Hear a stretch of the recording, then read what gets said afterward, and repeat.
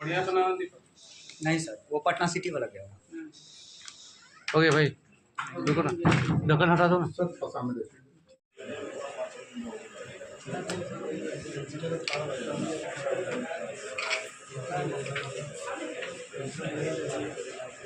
इडाटे के इडाट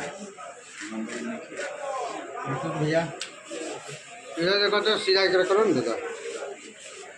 अभी आइए, अभी आइए, आइए, अरे आइए ना, आइए। एक मिनट सर, भैया नहीं एक मिनट रुको ना।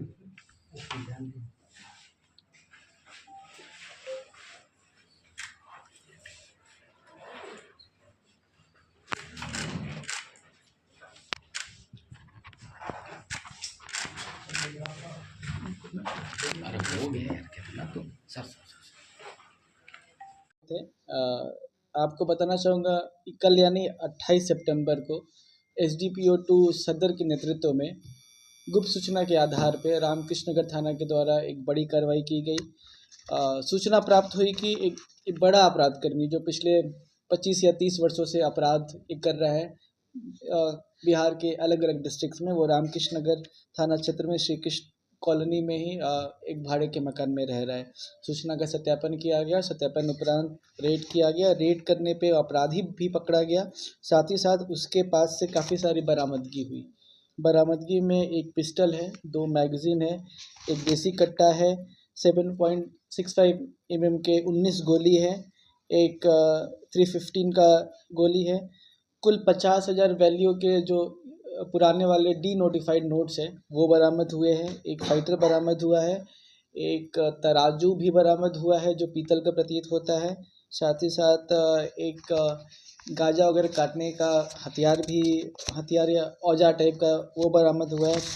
कुछ मोबाइल फ़ोन बरामद हुए हैं और इसकी मोबाइल को भी जांचा गया तो इसके मोबाइल से भी अन्य अपराधकर्मियों के बारे में सूचना मिली है। ये भी पता चला है कि ये लूट-पाट का काम करने के अलावा गांजा वगैरह भी सप्लाई किया करता था, उससे भी ये पैसे कमाता था। और ये संभव है कि जो नोट बरामद हुए पुराने वाले डीनोटिफाइड, ये शायद उस समय के इलीगल व्यापार से इसने कमाए थे और जिसने समय रहते ये एक्सचेंज नहीं करा पाया, जो इसके पास पड़े हुए मिले। इसके आपराधिक इतिहास की बात करें तो इसके खिलाफ कई सारे कांड दर्ज है। लखीसराय थाना कांड संख्या 573 2007, लखीसराय थाना कही 111/6 21/2, लखीसराय थाना कही 398/11, बढ़िया थाना का 154/20, कोतवाली मुंगेर थाना का 454/2001। कुछ GRP थाना के कांड भी है और भी इसके और भी आपराधिक इतिहास है जिसके बारे में हम पता करने का प्रयास कर रहे थे। करीब पिछले 25 या 30 वर्षों से एक्टिव है, कई बार ये जेल भी गया है और जो इसके खिलाफ कांड पास्ट में दर्ज है वो सभी ज़्यादातर हत्या का प्रयास, डकैती, लूट, आर्म्स एक्ट वगैरह के कांड है। और NDPS का भी इसका इतिहास हो सकता है, जैसे मोबाइल वगैरह से पता चला है।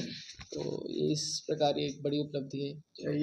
जी, जैसा कि मैंने आपको पहले बताया कि इसके खिलाफ कई डिस्ट्रिक्ट में कांड दर्ज है और ये यहाँ अभी पटना में पकड़ा गया है। ऑलरेडी इसके खिलाफ लखीसराय में, मुंगेर में एक कांड दर्ज है, पटना में भी एक्टिव था। तो निश्चित रूप से ये अंतर्राज्यीय है और इसके गिरोह के अन्य सदस्यों के बारे में भी हमें जानकारी मिली है। उनका फ़ोटोग्राफ वगैरह भी बरामद हुआ है, मोबाइल नंबर भी मिला है, तो उस पर भी अभी हम कार्रवाई करने जा रहे हैं। और इसने खरीदा ही है मोस्टली गांजा वगैरह का, जो पैसे या फिर लूटपाट से जो इसने जो प्रोसीड्स ऑफ क्राइम हम बोलते हैं, प्रोसीड्स ऑफ क्राइम से इसने हथियार खरीदा है। हथियार एग्जैक्टली किससे खरीदा है इस स्पष्ट रूप से तो नहीं बताया, परंतु मुंगेर और लखीसराय से इसका संपर्क है और इसने कुछ अपराधकर्मियों के बारे में बताया है जिनसे इन्हें मुंगेर वगैरह से लाकर हथियार दिया गया। इतिहास अभी तक हमें मिल नहीं पाया है। इनका जो भी आपराधिक इतिहास अभी तक हम पता कर पाए वो लखीसराय जिला का है, मुंगेर जिला का है और GRP थाने के है, क्यूल के है। तो पटना में भी हो सकते हैं, क्योंकि ये काफ़ी पुराना अपराधकर्मी रहा है और लगातार ही हत्या का प्रयास, डकैती, लूट वगैरह में संलिप्त रहा है। तो पटना में भी आपराधिक इतिहास हो सकता है और ऐसा भी संभव है कि कुछ और भी लूटपाट की घटनाओं में ये शामिल रहा हो जो रिपोर्ट नहीं हुए हो या फिर पहचान ना हो सका हो। तो उस बारे में आपराधिक इतिहास का लिस्ट मेरे पास है, बट जैसा कि आज सूचना वगैरह प्राप्त हुई है, इससे लगता है कि 20 से अधिक कांड इसके खिलाफ विभिन्न डिस्ट्रिक्ट्स में दर्ज हो रखे हैं और यहाँ पे ये भाड़े के मकान में रहता था। ओरिजिनली ये लखीसराय जिला का रहने वाला है। निश्चित रूप से यह गिरोह भी संचालित करता है और इसके गिरोह के कुछ और मेंबर्स के बारे में हमें इनसे जानकारी मिली है। इनके मोबाइल से भी उनके खिलाफ एविडेंस मिले हैं। गांजा के बारे में स्पष्ट रूप से नहीं बताया है। मोबाइल पे इनके कुछ व्हाट्सएप कॉल वगैरह में गांजा के फ़ोटो वगैरह मिले हैं, जिसमें ये गांजा प्रोक्योर करने के बाद ये बता रहा है, बट इसने कुछ स्वीकार नहीं किया है। अन्य अपराध कर्मियों की गिरफ्तारी के बाद ये स्पष्ट होगा। इसके पास से फ़िलहाल गांजा की बरामदगी नहीं हुई है, परंतु जो गांजा तौलने का जो तराजू बरामद हुआ है, साथ ही साथ जो गांजा का प्लांट होता है उसको कट करने का जो औजार होता है वो बरामद हुआ है। मोबाइल में फ़ोटो मिले, इससे यह स्पष्ट है कि यह इस कारोबार में भी संलिप्त था या फिर पास्ट में संलिप्त रहा होगा। कितने सालों बिल्कुल संभव है और इसके बारे में हम इन्वेस्टिगेशन कर रहे हैं, जो भी हमें इनकी मोबाइल से मिले डिटेल्स। इस बारे में अभी आपको हम कुछ नहीं बता अभी इस बारे में आपको हम कुछ नहीं बता पाएंगे। अभी जब तक इन्वेस्टिगेशन में कुछ भी स्पष्ट रूप से नहीं निकल कर आता है, मैं आपको इस बारे में कुछ और कमेंट नहीं कर पाऊँगा। अभी आपके लिए इतना ही कि एक अपराधकर्मी जिसका नाम पंकज सहनी है, वो पकड़ा गया है। कोई भी बड़ी घटना पटना में करने के पहले और इसका लंबा चौड़ा आपराधिक इतिहास रहा है और इसके पास से अवैध हथियार वगैरह बरामद हुआ है। कि तस्करी के संबंध में तो कुछ पता नहीं चला है अब तक। हालांकि हथियार मिले हैं, अवैध हथियार है। हथियार रखना बिना लाइसेंस के गैर कानूनी है और इस संदर्भ में इनको अभी जेल भेजा जा रहा है। इसी घटना की सूचना प्राप्त हुई थी कि यह लूटपाट वगैरह करने की प्लानिंग थी और इनकी ऐसी प्लानिंग थी कि जो